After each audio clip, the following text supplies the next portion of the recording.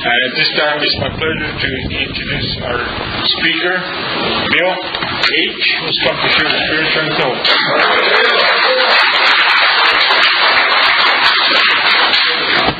Thank you, Chewy.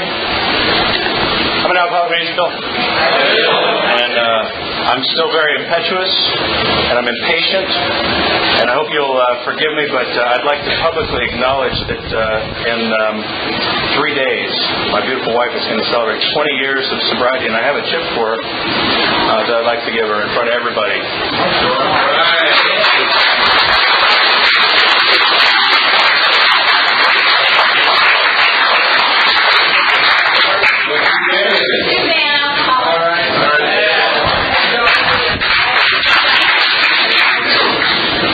I'm celebrating today 21 days, 2 months, and 6 years, and I think they should make a chip for that. I told you I was an alcoholic,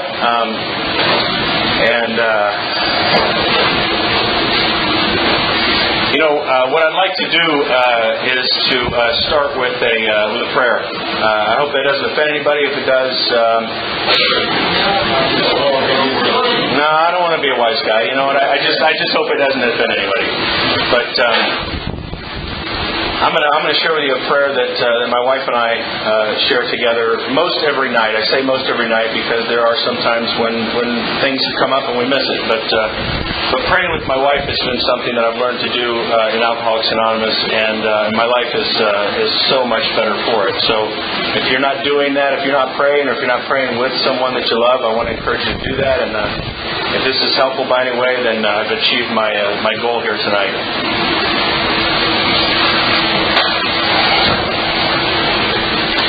Heavenly Father, I ask that you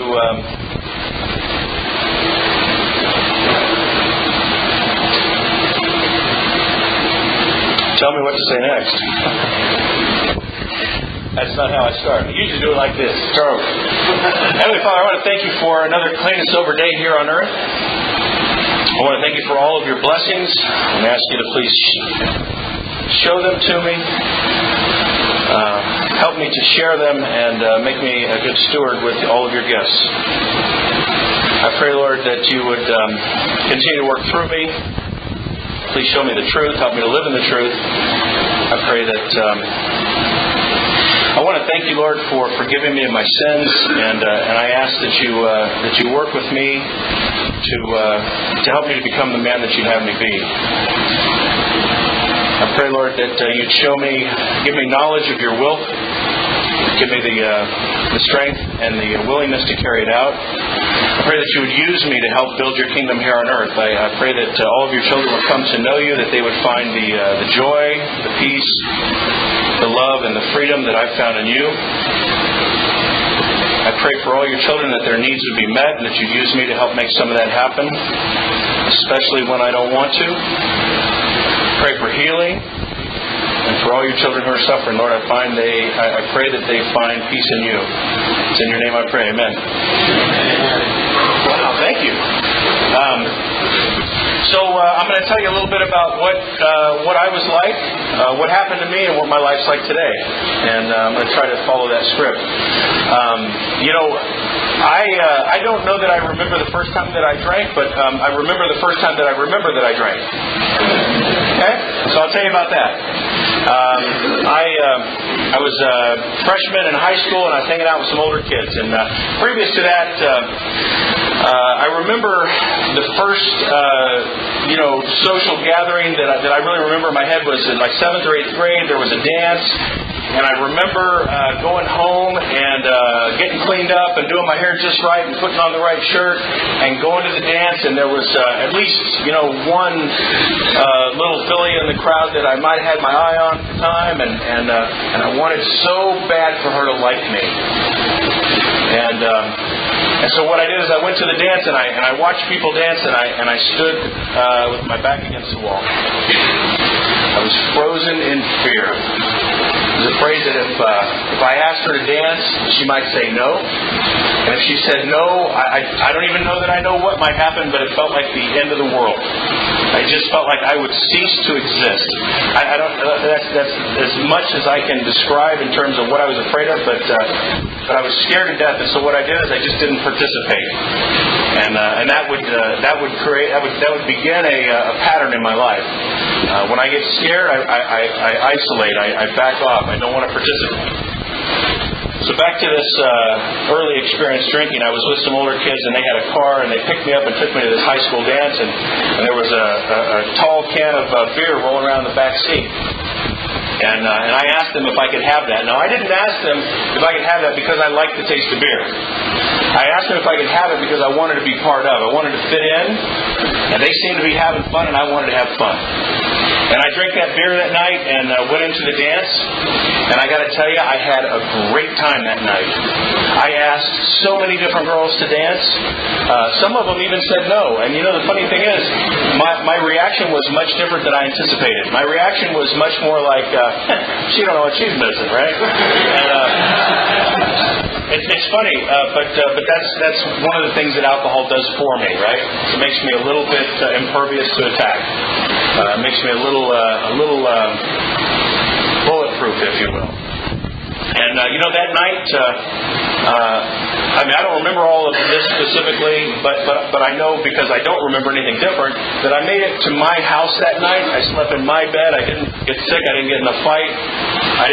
There were no girls with broken hearted. I wasn't upset. I mean, it was a great night. I had a great time. And I was under the impression that there were no consequences whatsoever from that experience. And it would only be after a few years sober and having gone through some of the things that we do here that I would learn that something tragic happened that night. So you know what happened to me that night is that I learned that I like me better with some alcohol in me.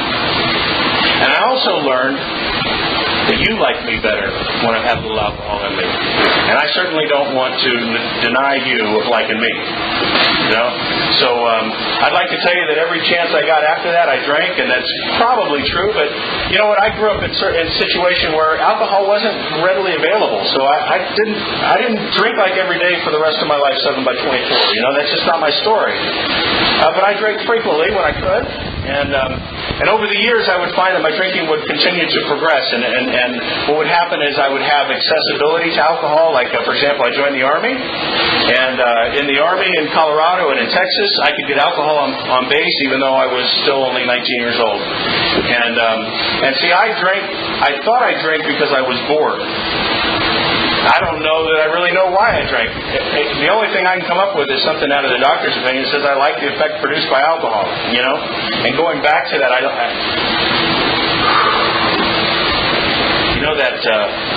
know if it's the first drink or the third drink. I'm not sure which one it is, but that one that just kind of takes the edge off? And I just start fitting in, and I just start feeling part of, and I like me, and I like you, and I'm happy. And I like feeling that way. And so I start to drink more and more. And I don't know if any of you guys can remember this, but do you remember the first time that you woke up the next morning and you didn't remember what you did the night before? And, I don't know if you guys had this kind of experience, but one of those early, we call those blackouts around here, right? When the body keeps moving, but the mind isn't recording what's going on. And one of those early experiences found me waking up in the morning not knowing where I was or how I got there. And not knowing how I was going to get back home. And the first time that combination of things happened, that combination of details that I couldn't put together, it scared me. And it should scare me. It should scare anybody when they wake up in a situation like that. And the funny thing is, people who don't have my problem change the way they behave as a result of an experience like that. See, what they do is they stop drinking. Or they don't drink as much. And see, that never occurred to me. I didn't think it was the drinking that caused the problem. I thought I was hanging around with the wrong people, or maybe got a little too wild one night. Yeah. But I just didn't see alcohol as being related to those kinds of things. And And even if I had, I don't know if I would have changed anything because I just loved so much the way it made me feel. And as the years would continue, and my drinking would continue, like it says in the book, I began to drink more, and I began to drink more frequently, and the things that happened to me began to get more and more bizarre, right? And I'm really fortunate. I think it's fortunate. I'm sure most of you would agree. I'm fortunate that the 13 different incidents where I have been pulled over by the law enforcement when I was clearly intoxicated, and I still don't have a single DUI. 13 times. One time I'll tell you about. One time, just to give you an example of the kind of circumstances I get into, the woman that I was with, we were on the freeway in El Paso, and we were leaving a club, and we were both just trashed. And as the cop is coming up to the side of the car, she loses her lunch all over the car and on herself, and the cop was like, yeah, you know what, be careful tonight. And he let us go. I mean, that's the kind of stuff that happens to me, crazy. And I don't see the progression. I don't see that the problems are happening. There's one more story about the crazy things that happens to me when I drink that I want to share with you, and then I want to shift my focus.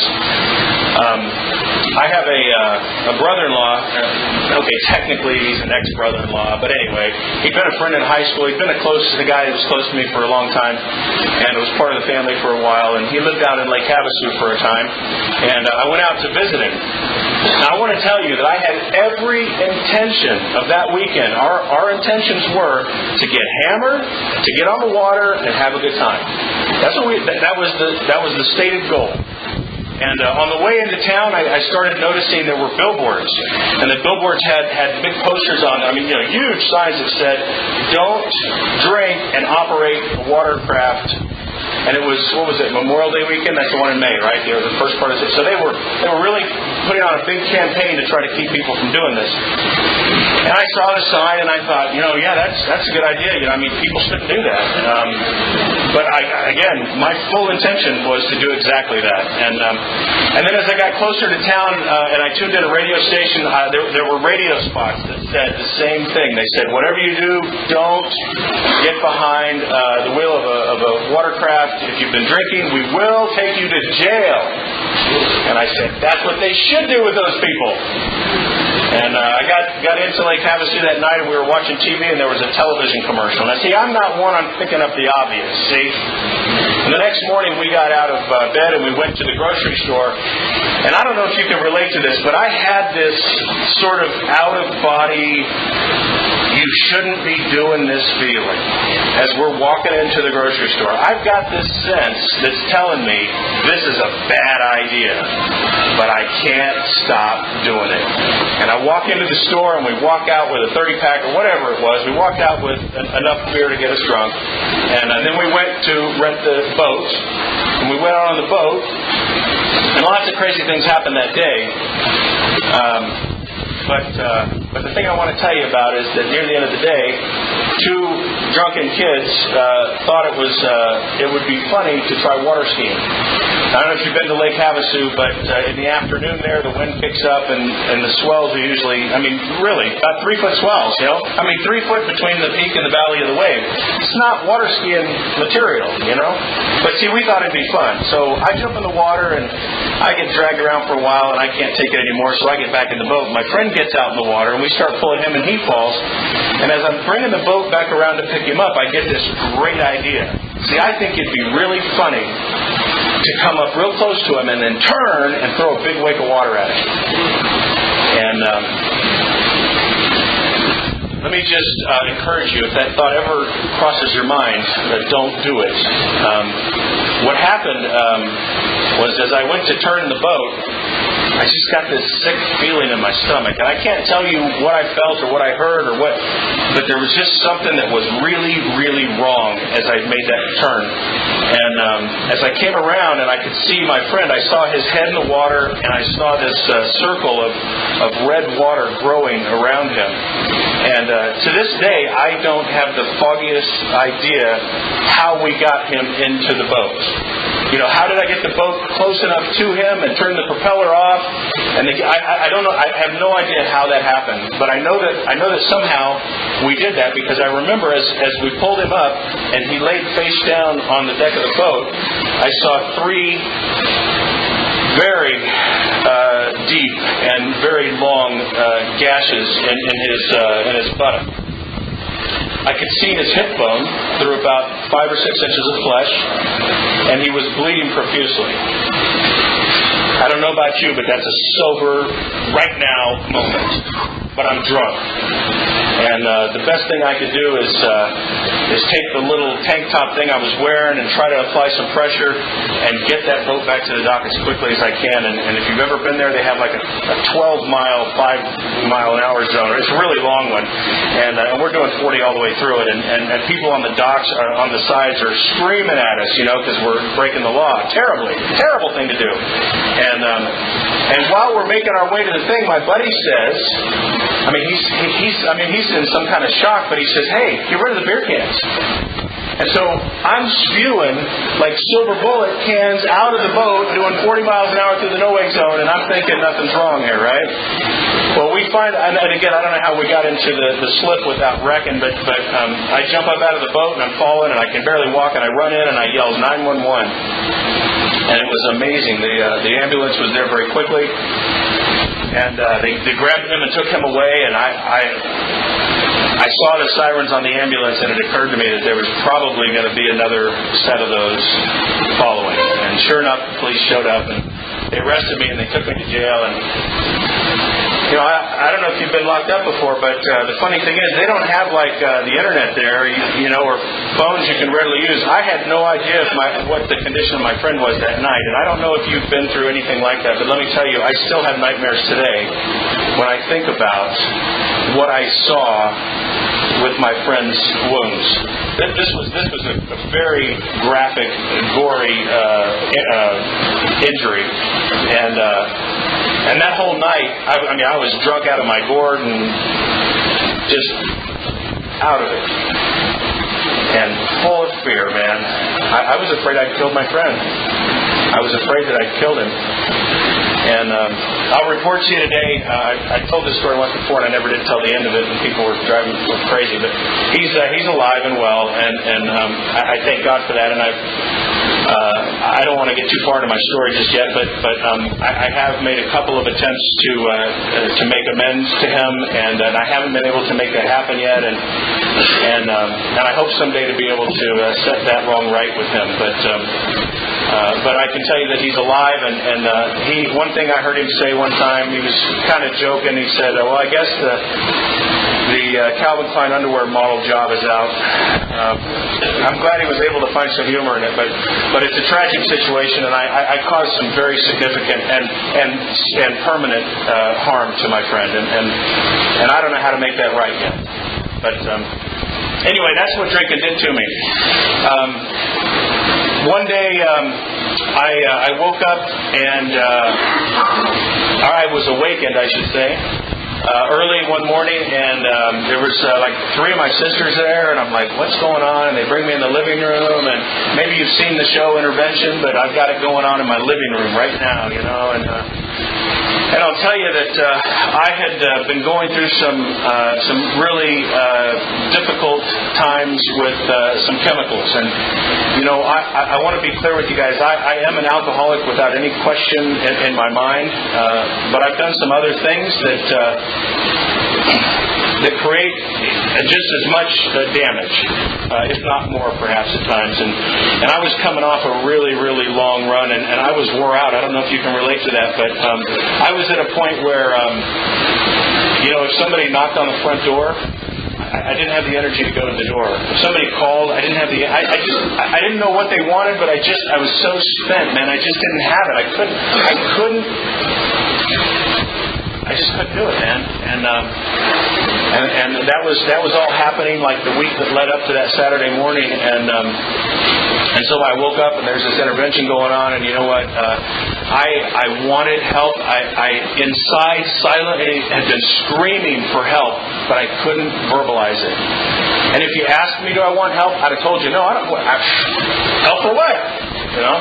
But inside there was a piece of me screaming, God, I got to get off of this merry-go-round, man. It's killing me. And I couldn't get off, man. I couldn't get off. And so when they showed up, you know, they were all afraid, and they took great risks. They were afraid that I might say no, and they were prepared to write me off. I mean, figuratively speaking, they were prepared to do what they needed to do for them if I didn't take their offer. And I was so broken and beaten that I accepted their offer.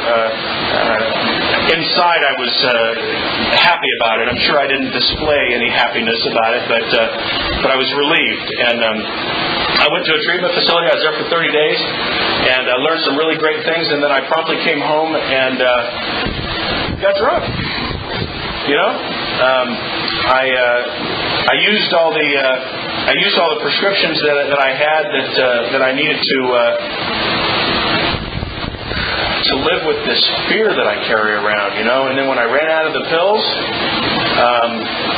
I had a drink, man. I had to drink. And I was coming to meetings mostly because the woman that I was dating at the time and my family, they all said to me, hey, either you get sober and go to meetings or you can go home and stay by yourself. And I really didn't like that idea. So I was kind of going to meetings and I'd meet people like Albert, man. I've known Albert from very first days, man. And I'd look at this guy and I'd say, man, me and Albert, we ain't got nothing in common, man. You know, and then he would talk about his drinking and the way he thought and the way he behaved. And I go, man, that's getting kind of close to home, you know.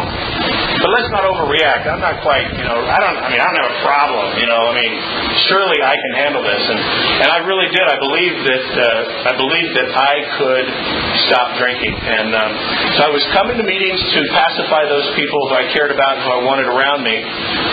But I would come to these meetings and I would stand at this podium at a noon meeting, for example, and tell you, I need to stop drinking. I want to stop drinking. I'm going to stop drinking. And on my way home from the meeting, I'd have this little discussion, right? Come on, man, just go home. Just go home and go to sleep. You don't, you're going to make it. You're going to make it through today, man. You're going to make it through today. You don't have to drink today. And then this other thought is, you know you're going to do it anyway. Why are you punishing yourself? Why are you torturing? Just go get the damn bottle. And before I'd get to home, I'd find myself driving to the liquor store. And I did that over, and I did that over, and I did that over. At that period, I had messed around with this idea of having a sponsor. You know, I got a couple guys that were, as we know today, sponsors in name. And I went to meetings, although I really didn't participate. I wanted to tell you about, you know, staying sober. I didn't know a damn thing about it, but I want to tell you about it. And things just weren't working out, you know. And I managed to put together about 4 months before my last spree. And thankfully that last spree lasted a long weekend. And by that time I had been coming to the Alano Club every morning. And I came here that next Monday morning out of habit, not out of virtue. And I sat down here and they asked me to read the daily reflection. And by the time I was done reading it, I was crying, man. And telling them that I drank again. And, you know, by that time I had put my name on the wall somewhere here. And I was going to have to paint over that date again, you know. And another $10, man. But you know what? That Monday, I was so broken. I was so hurt. I was so willing to do whatever it took. I laid down another $10 at the counter out there that day, and my name is right there in the middle of the wall, Bill H. 41105. And you know what? That place happened out of just dumb luck, but it's really come to signify something that I think is very important for me, and that is this idea of getting in the middle of this fellowship. You know, that's something that's been very important for me, but we're not to that part of the story yet. So I'm coming to meetings and I'm drinking in between meetings and I'm really struggling with this and I get to the point where I'm finally willing to do something different, and I talked to my sponsor and I told him what happened. And I don't know about you, but I thought that when you drink you lose your job as a sponsee. I thought my sponsor was going to say, well, you need to get a new sponsor, or says that. But that's not what he did at all. He said, well, you know, what do you want to do? What do you want to do? And I said, I got to get sober, man. I got to get sober. Today I got to get sober. And he said, what we do here is we take the steps. And I said, hey man, I'll do anything. And he said, here's what I want you to do. And he asked me to do some writing. And every night for the next several months, before I would go to bed, I would sit in bed and I would write answers to questions that he gave me, or I would journal, as we say. I would write whatever's on my mind. And I was always amazed about the things that came out. I don't know. Let me ask my friends here. Let's see. There's Ignacio, Robert, Carter, Buddy J, Robert, Tiffany, Sandy, Dave, and Sarah, and of course Mitchell here, all celebrating some early time. Tell me something. You ever go to a meeting and you hear a daily reflection or something, and you go, "How did they know?" Right? You ever have that happen? I had that happen over and over and over. And our book talks about a spiritual awakening, right? A spiritual experience, and there's actually an appendix in our book that describes that, because I think a lot of us get confused by that. When I see the word God and I hear spirituality, I start thinking about all those old thoughts about God. I think about that God that's waiting up there for me to send up a beacon so He knows where I am, so He can fire a thunderbolt at me, right? If He only finds out what I've been up to, man, I'm in for it, And so I'm thinking, I don't want nothing to do with that. And so one day I'm laying in bed. I should tell you, it'll come out.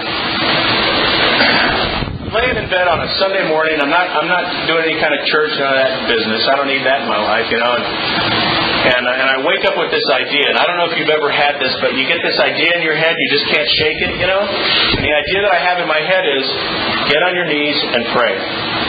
And I'm like, where is that coming from? That is crazy. I am not doing that.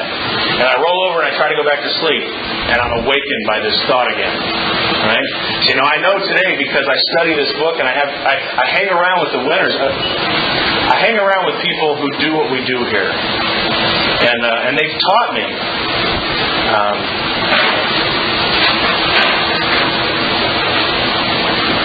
And I know today that that's what we call an obsession. It's a thought that overpowers all other thoughts. And being an obsessive-compulsive person, when I get an obsessive thought, I get compelled to action. And so I'm laying there in bed, and I don't want to do this, I don't want to do this, I don't want to do this, and this thought will not go away. And finally I say, screw it, fine, I'm going to do it, and then we're done. I'm going back to bed. And so I get down at the foot of my bed, and I get down on my knees, and I start to pray. Now, I don't know about you guys in your prayer life, and I'm probably not going to have as much time as I'd like to tell you about prayer, because that's a big deal. But at that time, when I prayed, it was in my head. It's in my thoughts, right? So I got down on my knees, and I started thinking. Now, if you could have heard what I said that night, and I'm not exaggerating, this is really what you would have heard. Heavenly Father, thank you for another day sober. I pray, Lord, that you would show me your will for me and give me my grandmother had a will. When she died, I was supposed to get my grandfather's watch, that one that he always promised me. I ain't seen no damn watch. I bet you that son of a bitch, my dad, I bet you he's got that watch. And then about that time, my eyes opened, and I see this little picture. And it's a picture of me from like kindergarten or first grade. It was one of the things in my grandmother's stuff that I got. And I lived alone, so I know I must have put it there. But I look at that picture, and I see this picture of me as a kid, and I go, yeah, and how could he do those things to that kid? How could he do all those horrible things that my father did to me? How could he do those things to that kid? And at that point, a completely foreign thought came to mind. And the thought was, what have you been doing to that kid? Where'd that come from? That didn't come from me. And for just a brief moment, I took kind of a step back and I said, wow, I like being a victim. But I'm starting to get a little picture of the truth. And the truth is that most of my problems, dare I say maybe all of my problems, are of my own making. I don't see it that way. Even today, I don't see it that way. Not at first. I have instincts that are determined to get me drunk. And so every day for me, I don't want to say it's a battle because I'm not miserable and I'm not great. Well, sometimes I am. Sometimes I fail to practice the things that I've learned here, and as a result, I get manic. I get upset. I get full of fear and anxiety. Now, if you were to ask me, you see me on a day and you go, "Hey, Bill, how you doing?" You know what I'm going to do? I'm going to say, "I'm fine, man. It's good, yeah." Hey, but inside, or if I am honest with you, you know what I'm going to do?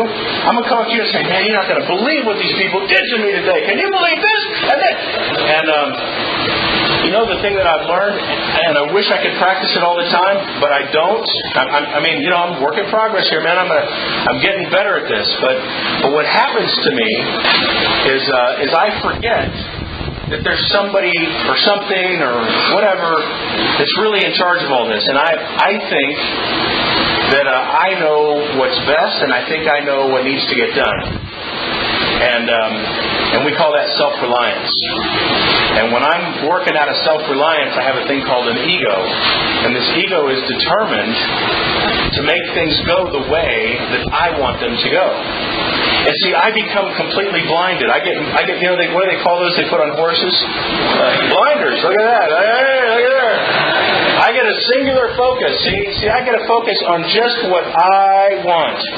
I can't even see how I'm affecting the people around me when I'm doing this. Here's an example. I might see you on a day, and I'm ready to tell on myself, as we say, and I'll tell you, "Oh man, I'm not handling it well. There's just people at work and asking me to do this, and there's guys over here doing that, and it doesn't even occur to me for a second. Maybe I should start off with, how are you? I'm one of those guys that, if you ask me, I'll say, man, I ain't got no friends. Nobody cares about me. That's not really true today, but there's a whole different shift in thinking that I've benefited from. And one of the things that was suggested to me that if I wanted a friend, maybe I needed to focus on being a friend. I've just got a few minutes left, and I have some things that I think are really important. So I'm gonna change the shift of my focus here for a minute. I want to tell you about relationships. And if I look back at my drinking, I told you I didn't get the DUIs that I should have. I didn't do a lot of time like I should have. I didn't have a lot of the outward signs of a problem with alcoholism, and that helped me to drink for a long time. I accomplished a lot of things professionally and educationally, even while I was drinking. I was able to get through a lot of those things,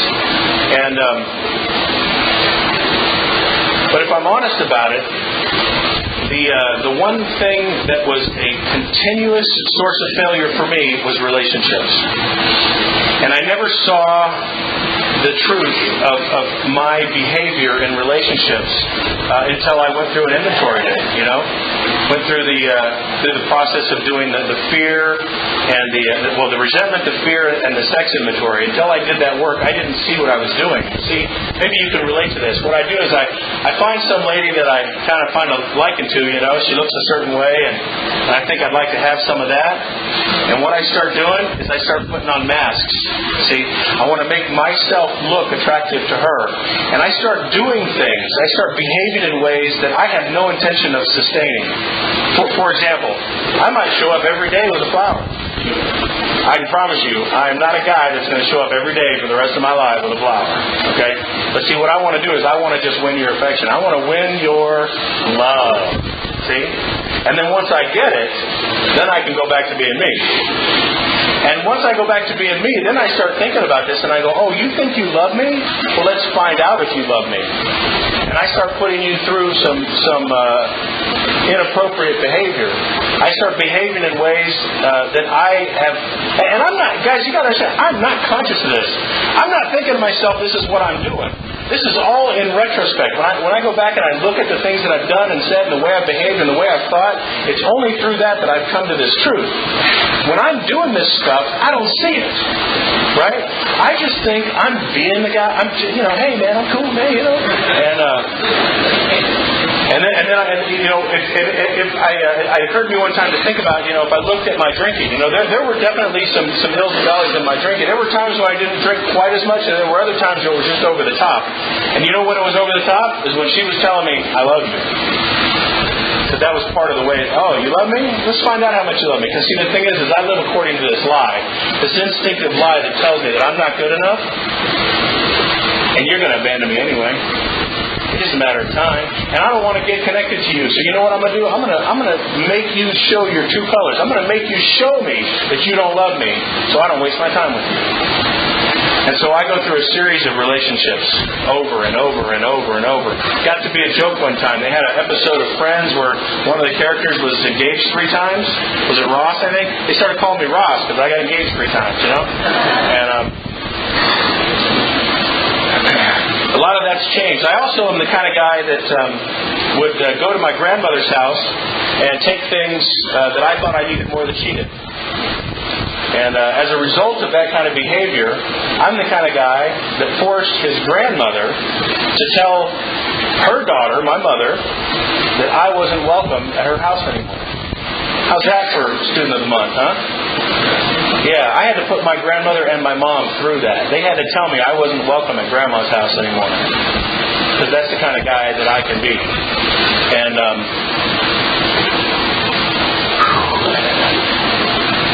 grandmothers and mothers are very quick to forgive, and they're loving, and they were a couple of the first to forgive me for some of the things that I did, and for the last 6 years, I've been an active participant in my mom's life and my grandmother's life, and the funny thing is my grandmother fell about 2 weeks ago. She's 89 years old. She fell and she broke her hip. And I don't know if that means anything to you, but to me that's a really scary injury because a lot of times when that kind of thing happens, there's not a lot that follows, And as a result of the program of Alcoholics Anonymous, I've been able to repair those relationships. I've been able to make the amends that I needed to make to my mom and to my grandmother. And for the last 4 years, when my grandmother wasn't able to drive, I've had the privilege of being able to go to Tulare and pick her up on Saturday mornings and take her grocery shopping and take her to lunch. That doesn't serve my self-interest. Not really. Not on the outside, right? It's only in retrospect that I can look back and go, you know what? I don't know how long my grandmother's going to be with us, but you know what? Nobody's ever going to be able to take those 4 years from me. I was able to show my grandmother a sober grandson that she can be proud of. And it's only through AA that I could possibly do that. And I've got lots of other stories about relationships. And if I've said anything tonight that hit a chord with you, please grab me. If not after tonight's meeting, please grab me another time. I've learned that I live to serve others. That's my job. I don't always like it. And sometimes I forget and I want my way and I want to do what I want to do. And just as I said that, I'm realizing that today I didn't treat somebody as nice and kind as I should have because I was caught up in me. It's okay.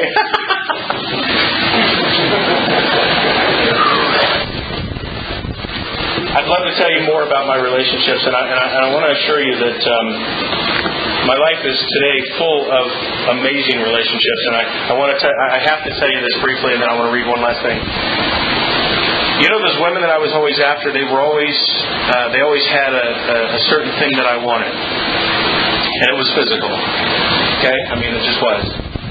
And it should be no surprise that when you go looking for something and have no concern whatsoever about who that person is, you just want what they look like, that you're probably going to get something that you don't want. And that's part 2 of those failed relationships. Through Alcoholics Anonymous, somehow I've become the kind of person that could be available to the woman that I married. My wife and I today, we share a faith. I told you already, we pray together almost every night. We attend church services. I'm not here pimping church. You know what? If that ain't your thing, that's cool. You don't got to go to church. But I'm just telling you that's part of my story. I'm fortunate to be considered a member of her family, and she's a very welcome member of my family. We enjoy spending time together, and I don't do enough to show her that I love her, but that's a completely different kind of relationship than any I've ever had before. I want to finish with something that comes out of Bill's story, and this just really says a lot to me. It says, we commenced to make many fast friends, and a fellowship has grown up among us, of which it is a wonderful thing to feel a part. The joy of living we really have, even under pressure and difficulty. I have seen hundreds of families set on their feet in the path that really goes somewhere, have seen the most impossible domestic situations righted, feuds and bitterness of all sorts wiped out. I have seen men come out of asylums and resume a vital place in the lives of their families and communities. Business and professional men have regained their standing. There is scarcely any form of trouble and misery which has not been overcome among us. And, one thing I was taught to do is to read this looking for not opinions, but experiences. What that paragraph just told me is about their experience. And that's been my experience. And I thank you.